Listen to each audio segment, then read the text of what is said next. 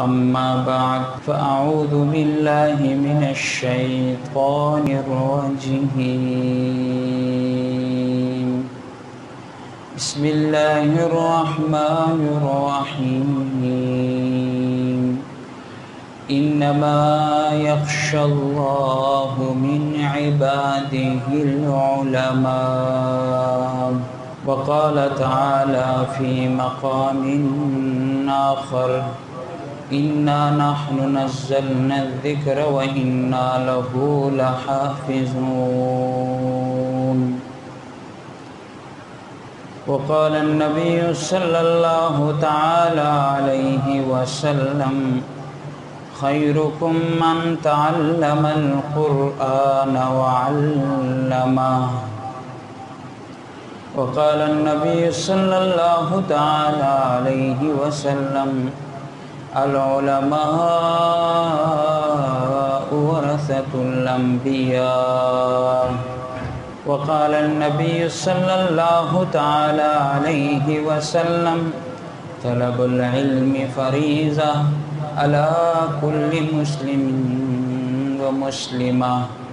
صدق الله العظيم وصدق رسوله النبي الكريم ونحن على ذلك لمن الشاهدين والشاكرين والحمد لله رب العالمين.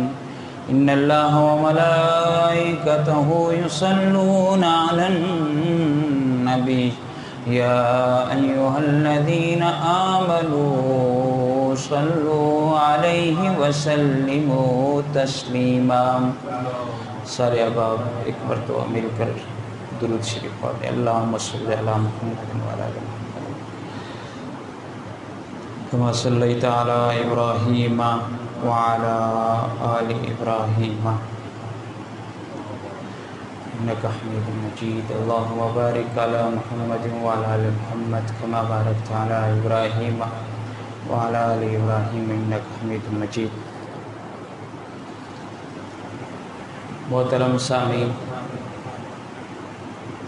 امت مسلمہ کے غیرت مند مسلمانوں، دوستوں، بھائیوں، آج آپ کے سامنے مدارس کی اہمیت، فضیلت، وقت کی ضرورت اور اس کے احسانات کے بارے میں چند ایک باتیں عرض کرنی ہیں. اس دنیا کے لیے 4 چیزوں کا ہونا ضروری ہے. پوری دنیا کی بقا کے لیے، رہنے کے لیے 4 چیزوں کا وجود ضروری ہے. سب سے پہلی چیز علم ہے. علم نہ ہو تو انسان حیوانوں کے زمرے میں چلا جاتا ہے. ہر ایک کیٹیگری میں، شعبے میں علم کی ضرورت ہوتی ہے. اسی ضرورت کے پیش نظر امام الانبیاء، فخر موجودات حضرت محمد الرسول اللہ صلی اللہ علیہ وسلم نے ارشاد فرمایا طلب العلم فریضہ، کہ علم کا حاصل کرنا فرض ہے علی کل مسلم، ہر ایک مسلمان پر. تو دنیا کی بقا کے لیے سب سے پہلا کام جو ضروری ہے وہ علم ہے. اور علم کا وجود ویسے نظر نہیں آتا، یہ ایک عرض ہے، یہ وجود کو چاہتا ہے. تو علم کے لیے علماء کا موجود ہونا ضروری ہے. اور تیسری چیز علماء اکرام کی بقا اور ان کی پختگی تعلیم و تعلم کے ساتھ ہوتی ہے. لہٰذا مدارس کا ہونا، خانقاہوں کا ہونا ضروری ہے. اور چوتھی چیز مدارس کی بقا شان و شوکت در و دیوار پر نہیں، بلکہ علم و تعلم پر، تعلیم و تعلم پر اور سادگی پر ہے. یہ 4 چیزیں میں نے اختصاراً بیان کر دی. حضرت علی المرتضیٰ شیر خدا رضی اللہ تعالی عنہ فرماتے رضینا قسمت الجبار فینا لنا علم وللجہال مال فرماتے ہم جبار خدا کی تقسیم پر راضی ہیں، لنا علم وللجہال مال، ہمارے لیے اللہ تعالیٰ نے علم مختص کر دیا اور جاہلوں کے لیے مال مختص کر دیا۔ فرماتے فإن المال یفنی عن قریب فإن العلم باق لا یزال، مال تو فنا ہو جانا ہے قریب، ایک نہ ایک دن مال نے لگ جانا ہے، لیکن علم ایک ایسی دولت ہے کہ اس میں ختم نہیں ہونی۔ مال خرچ کرنے سے کم پڑ جاتا ہے، علم خرچ کرنے سے زیادہ ہو جاتا ہے۔ یہ اللہ تعالیٰ کی تقسیم ہے۔ حضرت عبداللہ بن مسعود رضی اللہ تعالی عنہ فرماتے کہ وَلَا يُؤْتِي دِينًا إِلَّا مُحِبًّا، کہ اللہ تعالی یہ دین کی نعمت کسی ایسے بندے کو عنایت نہیں کرتا جو اللہ کو محبوب نہ ہو، وَلَا يُؤْتِي دِينًا إِلَّا مُحِبًّا، مگر اللہ تعالیٰ دین کی دولت سے اس آدمی کو مالا مال کرتا ہے جو اللہ کا محبوب ہوتا ہے۔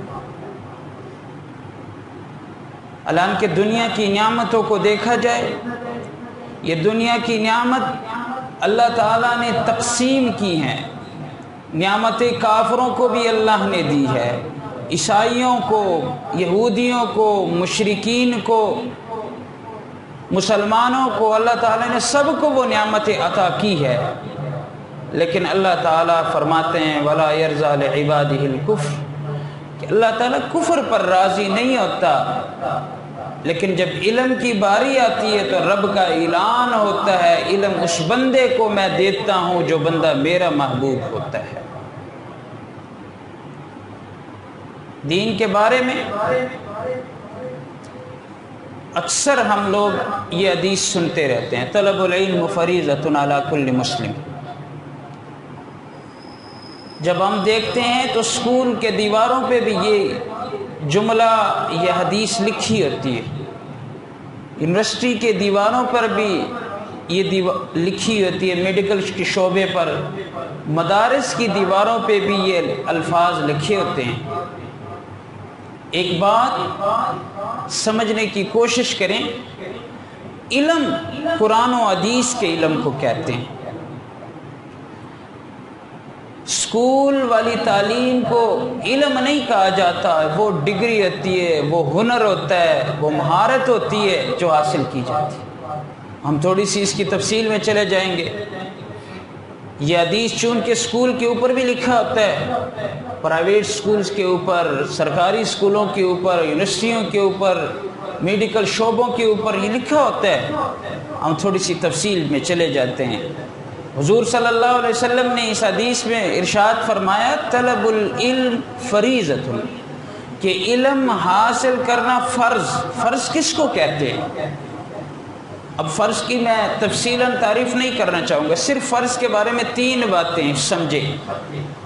فرض وہ ہوتا ہے جو بندہ ادا نہ کرے تو گناہگار ہو جاتا ہے، فرض کا اہتمام ضروری ہوتا ہے اور ہر بندے کے لیے، دوسری بات ہر بندے کے لیے لازمی ہوتا ہے کہ وہ ادا کرے،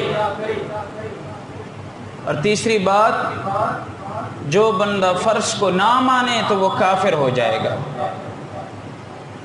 اب یہ 3 باتوں کے بعد جب ہم دیکھتے ہیں کہ اسکول کی دیوار پہ یہ لکھا ہو تو ہم اسکول کے اندر چلے جاتے ہیں، ایک روم میں ہم جاتے ہیں، کمرے میں جاتے ہیں تو ماسٹر صاحب ریاضی پڑھاتا ہے، وہ بورڈ پہ لکھے ہوئے سمجھاتا ہے بچوں کو کہ 2 اور 2 کو جمع کریں تو 4 بن جاتے ہیں، 2 کو مائنس کریں تو 2 بن جاتے ہیں، 4 سے 2 کو مائنس کریں۔ اب یہ ریاضی فرض کے بارے میں تو یہ ہم نے پڑھا کہ ہر بندے کے لیے ضروری ہے، اور اسی طرح جو بندہ اس کا انکار کرے تو وہ کافر بن جاتا ہے۔ اگر ایک بندہ، آپ دیکھیں کہ معاشرے میں کتنے لوگ ان کو ریاضی نہیں آتی، وہ ریاضی نہیں سیکھتے، اس کا اہتمام نہیں کرتے، تو آیا وہ گناہگار ہو گئے؟ قطعاً نہیں گناہگار ہوئے۔ دوسری بات، فرض کے بارے میں ہم نے یہ پڑھی کہ جو بندہ ہر بندہ اس کو سیکھے گا، معاشرے میں ہم اس کی اہمیت کے قائل ہیں کہ ریاضی کو بھی سیکھنا چاہیے، لیکن ہر بندہ تو نہیں سیکھتا نا، بعض بچے اسکولوں میں جا کے سیکھتے ہیں۔ تیسری بات، کوئی انکار کر دے بالفرض والمال، کوئی کہے کہ میں ریاضی کے مقولوں کو مانتا ہی نہیں، اب وہ کافر ہو جائے گا؟ کافر نہیں ہوگا۔ تو معلوم ہوا کہ اسکول کی تعلیم کے اوپر یہ حدیث جو لکھی ہوتی ہے اس کا اطلاق درست نہیں ہے۔ میڈیکل شعبے، یونیورسٹی میں ہم چلے جاتے ہیں، یونیورسٹی میں دیکھیں میڈیکل آفیسر بنتے ہیں، انجینئر بنتے ہیں۔ ہم جب یونیورسٹی میں جاتے ہیں تو وہاں پہ ہم میڈیکل شعبے میں چلے جائیں تو سب سے پہلے آپ کو معلوم ہے کہ میڈیکل شعبے میں جو لوگ ڈاکٹر بنتے ہیں تو ان کو تجربہ کروایا جاتا ہے مینڈکوں کے آپریشن کے اوپر۔ اب ہم اس حدیث کو تو دیکھتے ہیں کہ یونیورسٹی کی دیوار سجا ہوا ہوتا ہے اس سے، جب ہم اندر جاتے ہیں تو ڈاکٹر لوگ ایک دوسرے کو سمجھاتے ہیں مینڈک کا آپریشن کر کے، تو آیا یہ مینڈک کا آپریشن ہر بندہ جانتا ہے؟ کوئی نہیں جانتا۔ تو آیا یہ اگر فرض قرار دیا جائے تو پھر تو سارے گناہگار ہیں۔ مہارت کے سیکھنے کے ہم مخالف نہیں، لیکن میں اس کی حدیث کی تشریح کرنا چاہتا ہوں۔ اب کوئی کہے کہ میں ڈاکٹر بننا ہی نہیں چاہتا، مجھے ڈاکٹر بننے کی ضرورت ہی نہیں۔ فرض کا معنی تو یہ ہے کہ جس طرح نماز پڑھنی، کوئی بندہ کہے کہ مجھے نماز کی نہیں ضرورت، میں نے نہیں پڑھنی، تو گناہگار، انکار کرے تو کافر بن جاتا ہے۔ ایسے ہی اگر اس تعلیم کو فرض قرار دیا جائے جو یونیورسٹی میں دیا جا رہا ہے تو انسان گناہگار بن جاتا ہے۔ لہٰذا اسکول اور یونیورسٹیوں کے جو تعلیم ہے اس کے اوپر فرض کا اطلاق نہیں کیا جا سکتا۔ آئیے مدارس کی جانب، بچے کا حفظ کرنا یہ بھی فرض نہیں ہے۔ جو کورسز رکھے گئے کہ 8 سالوں تک ایک بچے نے پڑھنا ہے، عالم بن جائے گا، بچی نے 6 سال پڑھنا ہے، 3 سال کورس ہے، 1 سال کورس ہے، فرمایا یہ بھی فرض نہیں ہے۔ فرض ہے کیا؟ حدیث کے الفاظ پر غور کریں، طلب العلم فریضۃ علی کل مسلم، ہر مسلمان پر یہ فرض ہے۔ اگر ہم حفظ کو فرض قرار دیں تو پھر ہر بندہ بھی حافظ قرآن تو نہیں نا۔ اگر ہم عالم بننے کو فرض قرار دیں، ہر بندہ بھی تو عالم نہیں ہے۔ اس نے کہاں پہ بخاری شریف پڑھی ہے، اس نے کہاں پہ 6-8 سال کورس کیا ہے، تو اس حدیث کا مطلب کیا ہے؟ اس حدیث کا مطلب وہی ہے جو ہم روزمرہ معمولات کرتے ہیں، وضو، نماز، حلال حرام کی تمیز، یہ ہر مسلمان پر فرض ہے۔ اب ہر مسلمان میں ہمارے حکمراں بھی آ گئے جو پارلیمنٹ میں بیٹھے ہوئے ہیں، ہر مسلمان میں ہمارے عورتیں، مرد، بوڑھے، چھوٹے، بڑے، ہر شعبہ آئے زندگی سے تعلق رکھنے والے لوگ اس میں شمار ہوتے ہیں۔ ہمارے ایک دوست فرمایا کرتے تھے 17 یا 18 اسکیل کا آفیسر تھا، میرا دوست تھا، بے تکلفی سے کے ساتھ گپ شپ تھی۔ وہ آیا ایک دن، میں نے اس سے پوچھا کہ بتاؤ وضو کے کتنے غسل کے کتنے فرائض ہیں؟ اس نے کہا کمال ہے، آپ تو یہی کہتے ہیں صرف ہمیں سارا کچھ آتا ہے، ہمیں نہیں آتا یہ چیز۔ میں نے کہا یار آپ کو آتا ہے، مجھے آپ سکھا دیں، میرے علم میں اضافہ ہو جائے گا۔ تو اس نے کہا کہ غسل کے 3 فرائض ہیں۔ کون سے؟ تولیہ، صابن اور تیل لگانا۔ یہ 17 اسکیل یا 18 گریڈ آفیسر ہو، اتنی اس نے 16 سال پڑھائی کی ہو، 14 سال پڑھائی کی ہو، بڑی افسوس کی بات ہے. ہمارے حکمرانوں سے آپ نے میڈیا پہ سنا ہوگا نا، سورۃ اخلاص پڑھنی نہیں آتی. ہمارے کرکٹرز کے سے انٹرویو لی گئی کہ نماز کی کتنے رکعتیں ہیں عشاء کی، ان کو یہ پتہ نہیں. یہ ہماری کمزوری ہے. لہذا روزمرہ جو معمولات ہیں، وضو کے فرائض، غسل کے فرائض، اسی طرح حلال و حرام کی تمیز، یہ ہر مسلمان کے اوپر فرض ہے. اپنے علماء کے ساتھ رابطہ کرنا چاہیے، تبلیغی مراکز میں جانا چاہیے. دوسری بات،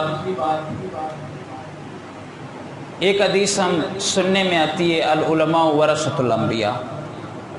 یہ علماء انبیاء کے وارث ہیں، یہ ہم سنتے ہیں. محمود غزنوی رحمۃ اللہ علیہ اس کے قائل نہیں تھے. ان کو 3 باتوں میں شک تھا. پہلی بات، آیا میرے باپ کا نام سبکتگین ہے یا نہیں؟ میں اپنے باپ سے پیدا ہوا ہوں یا میرے ماں نے زیادتی کی، بدکاری کی؟ ایک بات تو اس میں شک. دوسری بات، وہ مرنے کے بعد حشر نشر قیامت والے دن، اس میں اس کو شک تھا کہ پتہ نہیں ہم پھر دوبارہ اٹھائے بھی جائیں گے یا نہیں اٹھائے جائیں گے. اور تیسری بات، اس کو اس بارے میں شک تھا کہ یہ علماء انبیاء کے وارث ہے بھی یا نہیں.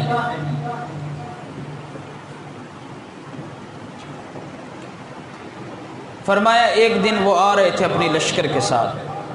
ایک طالب علم نے کتاب اٹھائی ہوئی تھی، تندور کے پاس، تندور روٹی نان بائی، روٹی پکانے والے نے چراغ جلایا تھا، وہ روٹی لگاتا تھا. جب وہ اوپر ہوتا تو وہ جلدی جلدی دیکھتا، اپنا مطالعہ جاری رکھتا، کوئی کتاب پڑھتا، اور جب اندھیرا آتا تو واپس رک جاتا. محمود غزنوی رحمۃ اللہ علیہ جب وہاں سے ان کا گزر ہوا تو قافلے والوں سے کہا، رکو، وہ بندہ کیا کر رہا ہے، اس کو بلاؤ. وہ تو طالب علم تھا، دینی مدرسے میں پڑھنے والا تھا. اس نے وہاں سے بلایا. جب بلایا تو کہا، کیا کر رہے ہیں آپ یہاں اتنی آدھی رات؟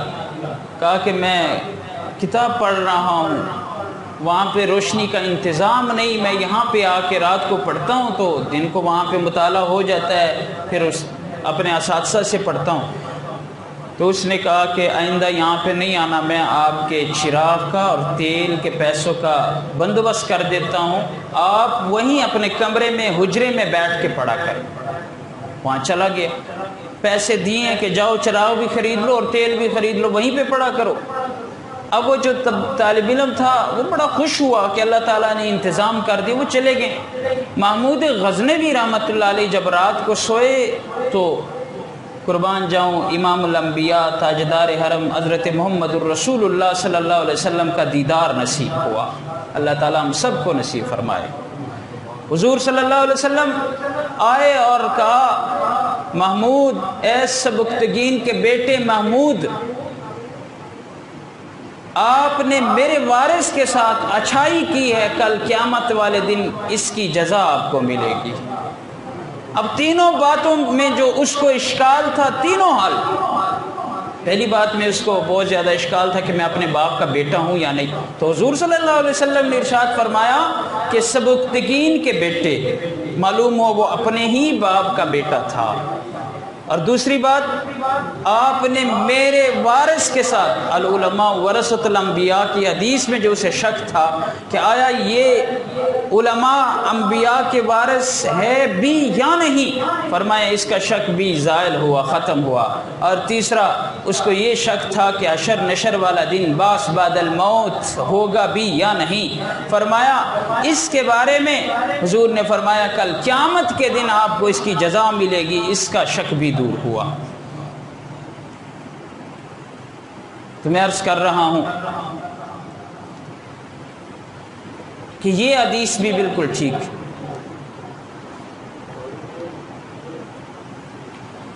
اس کے علاوہ آج کل مدارس کا بہت بڑا ایشو ہے. اسپین کا نام آپ نے سنا ہوگا، مشہور شہر ہے. تاریخ میں دیکھا جائے تو اس کا نام اندلس تھا پہلے، اور یہ دین کا ایک مضبوط قلعہ تھا. مسلمانوں نے غالباً 800-900 سال تک وہاں پہ حکومت کی ہے. بڑے بڑے علماء اس میں پیدا ہوئے ہیں، بہت بڑے بڑے مدارس اور خانقاہیں تھیں وہاں پہ، صحابہ اور اہل بیت کے عاشق وہاں پہ موجود تھے. لیکن عیسائیوں کو یہ گوارا نہ ہوا، عیسائیوں نے تخریب کاری شروع کر دی. بالآخر جب ان کا زور آگے بڑھا تو حکومتی اقتدار اس کے ساتھ بیٹھی، کہا کہ ہماری ایک شرط ہے، ہم آپ کو پوری حکومت حوالے کر دیں گے لیکن یہ مدارس اور مساجد کو اور خانقاہوں کو بند نہیں کرنا. فرمایا شرط قبول، شرط منظور کر لیا. اب مسلمان اپنی عبادت میں لگے رہے. بالآخر انہوں نے بڑے بڑے پادریوں کو وہاں سے بلایا کسی دوسرے ممالک سے، وہاں پہ مساجد جا کر تبلیغ مناظرہ کرنے لگے.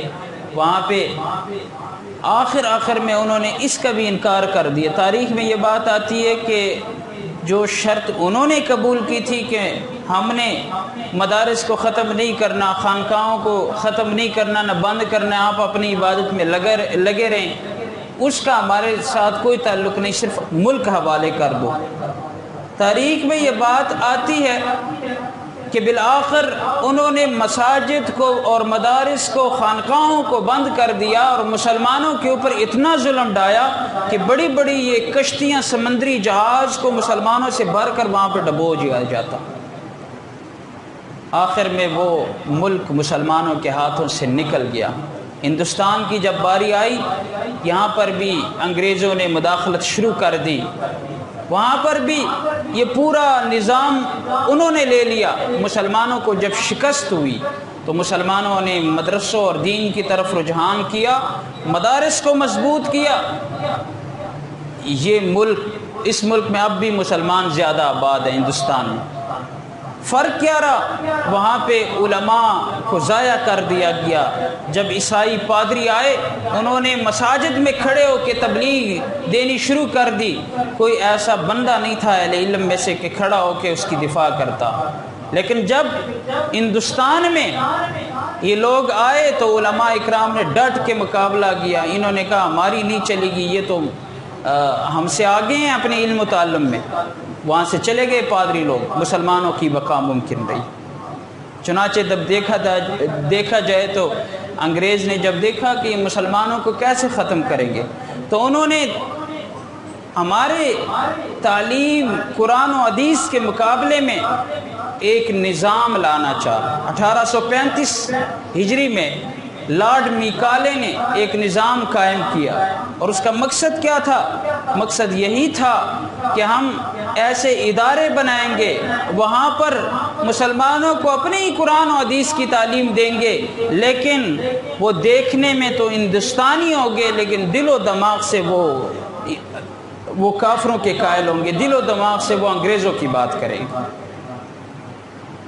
اس کے مقابلے میں حجت الاسلام حضرت مولانا قاسم نانوتوی رحمۃ اللہ علیہ نے ایک ادارے کا بنیاد رکھا. انہوں نے کہا کہ اس ادارے کا مقصد یہی ہے کہ یہاں پر دیکھنے میں تو ہندوستانی لوگ نظر آئیں گے لیکن دل و دماغ سے وہ محمدی ہوں گے، مدنی ہوں گے.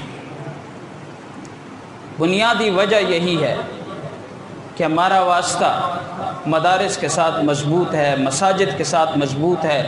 جب تک مسلمان علم کو نہیں چھوڑیں گے اس وقت تک یہ آگے ہوں گے، ہر قوم سے آگے ہوں گے، ان کو شکست نہیں ہوگی. اور علم کی وجود کے لیے، علم تو ایک عرض ہے، وہ خود وجود نہیں رکھتا، اس کے وجود کے لیے علماء کا وجود ضروری ہے. اب علماء موجود نہ ہو تو علم کیسے پڑھایا جائے گا؟ اب بعض لوگ یہ سوال بھی کرتے ہیں، کہتے ہیں کہ جی سوشل میڈیا کا دور ہے، نیٹ پہ گوگل پہ مارو جی، جو چیز ضرورت ہے وہ نکل آتی ہے، یوٹیوب پہ جو بھی تمہیں بیان چاہیے وہ نکل آتا ہے، قرآن مجید خود اسٹڈی کرو، سارا کچھ مل جاتا ہے. کیا ضرورت ہے یہ مولویوں سے پڑھنے کی؟ کیا ضرورت ہے اہل علم کے پاس بیٹھنے کی؟ کیا ضرورت ہے اہل تصوف کے پاس بیٹھنے کی؟ ضرورت ہی نہیں ہمیں. دین کا مزاج ہے، اس کو سمجھنے کی کوشش کریں. اللہ تعالیٰ اس پر بھی قادر تھے کہ حضور صلی اللہ علیہ وسلم کو نہ بیچتے بلکہ قرآن مجید ہر مسلمان کے سرانے آ کر اللہ تعالیٰ رکھ دیتے. اس پر بھی قادر تھے، لیکن اللہ تعالیٰ نے معلم کائنات، سب سے بڑے معلم جناب حضرت محمد رسول اللہ صلی اللہ علیہ وسلم کے تھرو ہمیں یہ پیغام پہنچایا، معلوم ہوا کہ صرف خود پڑھنے سے بندہ عالم نہیں بنتا بلکہ پڑھانے سے بندہ عالم بن جاتا ہے۔ علم کی ابتدا تو اس وقت سے ہو گئی تھی کہ وعلم آدم الاسماء، کہ اللہ تعالیٰ نے حضرت آدم علیہ السلام کی تخلیق کے بعد تمام چیزوں کے نام سکھلا دیے۔ علم کی تو ابتدا وہاں سے ہوئی تھی۔ چنانچہ ہجرت کے بعد آپ دیکھیں، مکے میں دیکھیں، سب سے پہلے ابتدا کب ہوئی؟ غار حرا میں جب حضور صلی اللہ علیہ وسلم وہاں پہ تشریف فرما تھے تو پہلی وحی اتری۔ کیا وحی تھی؟ اقرا اقرا، پڑھیے پڑھیے۔ تو علم کی ابتدا وہیں سے ہوئی، وہاں سے حضور صلی اللہ علیہ وسلم باہر آئے تو اعلان فرما دیا بعثت معلما، مجھے معلم بنا کے بھیجا گیا ہے۔ جب مدینہ آئے، مدینے آنے کے بعد سب سے پہلے صفہ چبوترے کا انتظام کیا گیا، جو کہ علم کے لیے ایک مدرسہ کی بنیاد رکھتا تھا۔ اس کا چھت بھی نہیں تھا، کوئی مطبخ، کوئی کھانے کا انتظام نہیں تھا، کھجوروں کے خوشے لٹکا دیے جاتے۔ صحابہ اکرام وہاں سے اٹھ کے جس کو زیادہ بھوک لگتی حسب ضرورت وہ کھجور اٹھا کے کھا لیتے، واپس آ کے علم میں لگ جاتے۔ صحابہ اکرام نے قربانی دی، یہاں تک کہ حضرت ابو ہریرہ رضی اللہ تعالیٰ عنہ فرماتے ہیں میرے اوپر بے ہوشی آ جاتی، لوگ کہتے کہ یہ بے ہوش ہے، کمزوری کی بے ہوش ہے۔ فرمایا مجھے تو پتہ تھا، مجھے تو اندازہ تھا، میں بھوک کی وجہ سے نہ ڈالو کہ گر جاتا تھا۔ صحابہ اکرام رضوان اللہ تعالی علیہ مجمعین نے قربانی دی اور یہ علم ہم تک پہنچا، واسطے سینے سینے سے ہوتا ہوا آیا۔ آج میں اس منبر پر بیٹھا ہوں، میرے پاس پورے واسطے موجود ہیں، میں بیان کروں تو حضور صلی اللہ علیہ وسلم سے جا کر ہمارا واسطہ ملتا ہے۔ ہمارے استاد حضرت امام حسین رضی اللہ تعالیٰ عنہ کے اولاد میں سے ہیں، فوت ہو گئے ہیں، اللہ تعالیٰ ان کے درجات کو بلند فرمائے۔ یہ وہ ہستی ہیں جو مدینہ یونیورسٹی میں پہلی پوزیشن انہیں حاصل کی۔ یہ وہ ہستی ہیں جب فوت ہوئے پردہ فرما گئے، ٹی وی والوں نے تو لکھا تھا کہ 15 لاکھ لوگ اس کے جنازے میں موجود تھے، لیکن میرے اندازے کے مطابق 10 لاکھ ہوں۔ جب فوت ہوئے میں واپس گجرات رات دیر سے پہنچا، مجھے کال آئی، میسج چلے کہ ڈاکٹر صاحب کی قبر سے جنت کی خوشبو آ رہی ہے۔ تو میں نے کہا یہ معتقدین اکثر افواہ پھیلا دیتے ہیں۔ تو یہاں سے لوگوں نے گاڑیاں اسپیشل کی گئے، 3 دن تک ڈاکٹر سید شیر علی شاہ صاحب المدنی رحمۃ اللہ علیہ کی قبر سے جنت کی خوشبو آتی رہی۔ ان کا سلسلہ سند میرے پاس ہے، 18-19 واسطوں سے حضور صلی اللہ علیہ وسلم کے ساتھ سند لگ جاتی ہے۔ بنیادی طور پہ ہماری جو سب سے کمی ہے، ہم بچوں کی تعلیم کا اعلیٰ معیار کے مطابق بندوبست کرتے ہیں، انتظام کرتے ہیں۔ چنانچہ سائنس کی ٹیچر کا وہ رکھتے ہیں جو اعلیٰ قسم کا پڑھاتا ہو، اور اسی طرح ہم ہر شعبے میں زندگی کے ہر مکان کو دیکھیں، کپڑوں کو دیکھیں، کھانے کو دیکھیں، ڈیرے کو دیکھیں، جو بھی چیز آپ لے لیں، ہر شعبے میں ہم اعلیٰ ہونے کا انتظام کی کوشش کرتے ہیں کہ جتنے بھی اچھی چیز ہمیں مل جائے تو وہ۔ تعلیمی سلسلے میں بھی یہی ہے۔ ہمارے بچوں کا ٹائم کتنا ٹف ہوتا ہے، ان کے پاس 1 گھنٹہ تک نہیں ہوتا، صبح جاتے ہیں، گاڑی آتی لے کے جاتے ہیں، یونیفارم تبدیل کرنا، کھانا وہیں پہ کھانا، واپس آنا، ان کے پاس بچوں کے پاس تو ٹائم ہی نہیں ہوتا کھیلنے کا۔ فرمایا جب دین کی بات آتی ہے کوئی مسئلہ نہیں، جو بھی قاری صاحب آیا پڑھا کے ٹر گئے۔ دین بھی ایسا کریں، قرآن مجید کے بارے میں بھی آپ اپنے بچوں کا اعلیٰ انتظام کریں۔ ہمارے معاشرے میں شوق ہوتا ہے، ہماری بوڑھی ماؤں کا یا بابوں کا، وہ پڑھاتے ہیں، گھر میں بچے جاتے ہیں وہاں پہ پڑھ کے آتے ہیں، حالانکہ ان کا خود اپنا تلفظ ٹھیک نہیں ہوتا۔ تلفظ کا کیا معنی؟ اب دین کے علم کو دیکھا جائے، الحمدللہ رب العالمین ہر بندہ پڑھتا ہے الحمد، یہ ہا حلوے والی ہے، اور اکثر لوگ پڑھتے ہیں الحمدللہ ہا لاہور والی، الحمدللہ۔ اب اس میں فرق ملاحظہ کریں، میں صرف معنی الحمدللہ رب العالمین ہا اگر حلوے والی لی جائے جو قرآن مجید میں لکھی ہے، تلفظ کے ساتھ پڑھا جائے تو اس کا معنی ہوتا ہے تمام تعریفیں رب العالمین کے لیے، اور اگر ہا لاہور والی استعمال کریں جس طرح ہمارے بزرگ حضرات سارے معاشرے میں یہی پڑھتے ہیں اکثر الحمدللہ رب العالمین، الحمد پڑھیں تو اس کا معنی ہوتا ہے تمام موتیں اللہ کے لیے، معنی کتنا چینج ہو جاتا ہے۔ اسی ایک تبدیلی کی وجہ سے، حروف کی تبدیلی کی وجہ سے، اس کو کہتے ہیں لحن جلی، وڈی غلطی۔ اب جو بندہ یہ بڑی غلطی کر جاتا ہے تو اس کی نماز ہی فاسد ہو جاتی، نہیں ہوتا۔ یہ قرآن کا اصول ہے، حالانکہ اس کے بارے میں ہم بہت ہی پیچھے ہیں۔ ہم دین اس سے پڑھنے کی کوشش کرتے ہیں جو داڑھی اس کی کٹی ہوتی ہے، اس کے بعد سند ہی نہیں ہوتا۔ میں نے اتنی تفصیل سے بات کی کہ ہماری ضرورت ہے مدارس کی، مدارس میں قرآن و حدیث پڑھایا جاتا ہے۔ اسلام آباد میں پڑھتا رہا ہوں F64 میں، وہاں پہ باہر ممالک کے کچھ انگریز بھی ساتھ تھے، مسلمان، وہاں پہ وزٹ انہوں نے کروایا۔ وہاں پہ آئے تو حفظ کی کلاس تھی مسجد کے سائڈ پر، مسجد میں چونکہ غیر مسلم کا داخلہ نہیں تھی تو حفظ کی کلاس کے سامنے وہ چلے گئے تو مسلمان دیکھ کے واپس ہونے لگے۔ وہ ایک عورت نا ایسی آنکھیں نظر کی ٹکٹیاں لگا کے دیکھ رہی تھی، واپس ہی نہیں ہو رہی تھی۔ وہ جب واپس آئی کہ کیا ہوا، اپنے ساتھیوں نے پوچھا، انہوں نے کہا کہ یہ اوپر سے کیا آ رہا ہے؟ کچھ بھی نہیں ہے، خالی ہے، قرآن بچے پڑھ رہے ہیں۔ فرمایا یہ نہیں، صرف قرآن جو بچہ پڑھتا ہے نا اوپر سے ایسی جس طرح انوارات ہوتے ہیں، بارش ہوتی ہے، ایسی کچھ چیزیں نیچے آ رہی ہیں۔ تو علماء اکرام نے فرمایا یہ رب کی انوارات ہوتی ہیں۔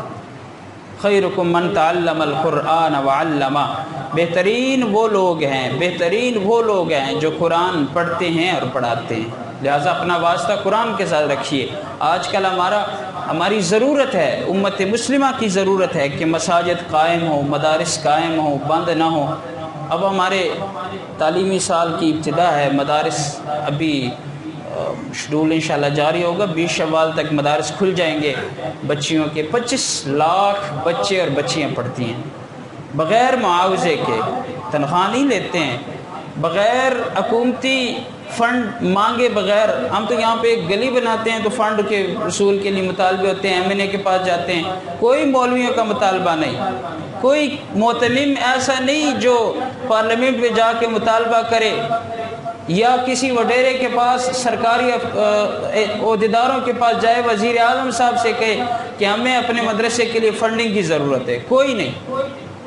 اسکول اور یونیورسٹیوں کے اساتذہ نے احتجاج کیے ہیں تنخواہ کے لیے، یہاں تک کہ اسکول اور یونیورسٹیوں کے طلباء و طالبات نے اساتذہ کو مارا بھی ہے، لیکن مدارس میں ایسی نہیں۔ مدارس کی بنیاد ہی قال اللہ و قال الرسول پر ہے۔